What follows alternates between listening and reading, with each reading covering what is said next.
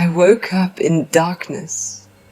My eyes fluttered open, but the world around me was a blur of shadow and light.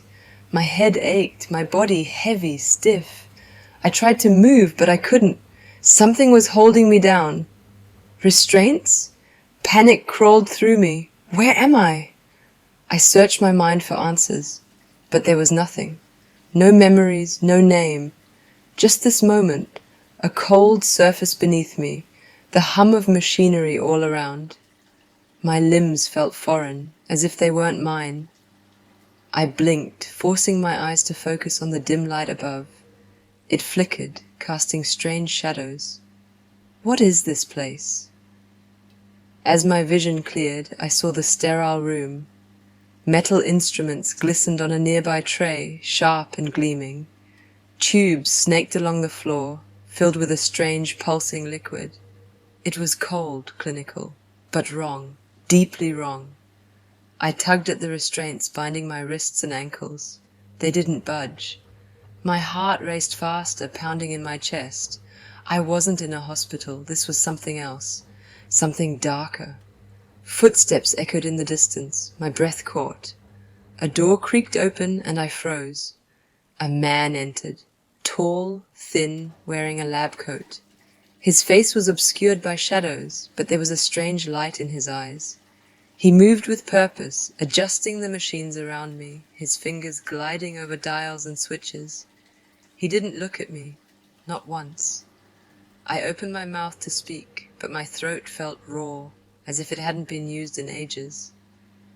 Where am I? My voice cracked, barely audible. He stopped, his hand hovering over one of the machines. Slowly he turned to face me. A smile spread across his face, cold and calculated. You're where you belong. Belong. My heart pounded harder. Who am I? The question spilled out before I could stop it. What am I doing here? The man stepped closer, the dim light now catching his features. Sharp, almost cruel. He looked down at me, not with sympathy, but with pride. You are my masterpiece, he said quietly, as if the words themselves were sacred. You were made here, created, brought to life by my hands. Made? My mind reeled. That didn't make sense. No, I whispered, shaking my head as much as the restraints allowed. I'm real. I had a life. But the words died in my throat. Had a life? I didn't even know my name. He tilted his head, watching me struggle with the truth. You never had a life before now, he said, almost amused. You're new. You're my creation.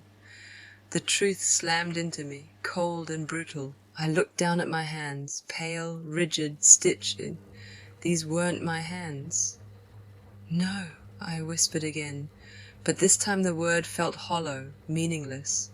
It wasn't a hospital, it wasn't even a place meant for the living. I was in a laboratory, a creation, not born. I forced myself to look around, at the equipment, the half-covered mirrors. The man handed me a mirror, and then I saw it, saw me, my reflection, a woman stitched together from pieces, pale and unnatural. I wasn't human, I was something else. The man, the doctor, smiled. You are the perfect woman, my finest creation. His eyes gleamed with twisted satisfaction. I call you Eve.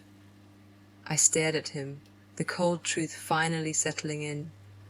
I wasn't someone who had lost her memory. I was someone who never had one.